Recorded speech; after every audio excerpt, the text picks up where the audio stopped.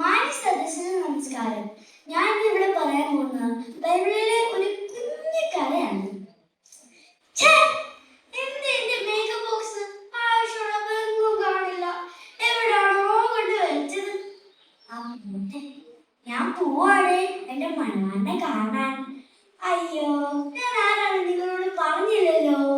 ഞാനാണ് റെബേക്ക. എന്നെ ഇങ്ങനെ പെണ്ണ് കാണാൻ വന്ന് നിങ്ങൾക്ക് ആർക്കെങ്കിലും അറിയാമോ? ഇല്ല. ഞാൻ പറയാമേ.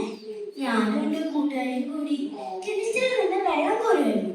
അന്നേരം അങ്ങ് ദൂരെയിരുന്നു ഒരു മനുഷ്യനും കുറെ ഒട്ടകളും ദാഹിച്ചു കളഞ്ഞു വന്നു.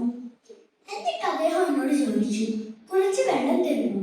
അന്നേരം ഞാൻ പറഞ്ഞു, താങ്കൾക്കും തരാം, താങ്കളുടെ ഒട്ടകങ്ങൾക്കും തരാം. വെള്ളം കോരി കൊടുത്തു കഴിഞ്ഞിട്ട് അദ്ദേഹം എന്നോട് പറഞ്ഞു, ഞാനാണ് എലിയാസർ, എനിക്ക് വെള്ളം കോരി തന്നത്, ഞാൻ നിനക്കൊരു കുഞ്ഞു സമ്മാനം തരാം. ഒരു മുക്കുത്തിയും രണ്ട് വളയും. കണ്ടേണ്ട മുക്കുത്തി, കണ്ടേണ്ട രണ്ട് വള, നല്ല ഭംഗിയല്ലേ? എന്നിട്ട് എലിയാസർ എന്നോട് ചോദിച്ചു, നീ ഏതാ കൊച്ചേ, നിന്റെ വീട്ടിൽ എനിക്ക് താമസിക്കാൻ കുറച്ച് സ്ഥലം തരുമോ? അന്നേരം ഞാൻ പറഞ്ഞു, ഞാനാണ് റെബേക്ക, ലാബാന്റെ പെങ്ങൾ. താങ്കൾ വീട്ടിൽ വന്നാൽ തീർച്ചയായും സ്ഥലം തരും. വീട്ടിൽ കൊണ്ടുവന്നു കഴിഞ്ഞിട്ട് എലിയാസും തോമയും നല്ല വർത്താനമായിരുന്നു. ഞാൻ വെള്ളം കോരി കൊടുത്ത കാര്യം മുഴുവനും പറഞ്ഞു. എന്നിട്ട് ഞാൻ എലിയാസൊന്ന് കഴിക്കാൻ കൊടുത്തു. പക്ഷെ എലിയാസൊന്നും കഴിച്ചില്ല. എന്നിട്ട് എന്റെ മൂത്താങ്ങളോട് കാര്യം ചോദിച്ചു. ഇതെല്ലാം ഞാൻ ഉറങ്ങിയേക്കുമായിരുന്നു. എന്റെ മൂത്താങ്ങളെ ചോദിച്ചു,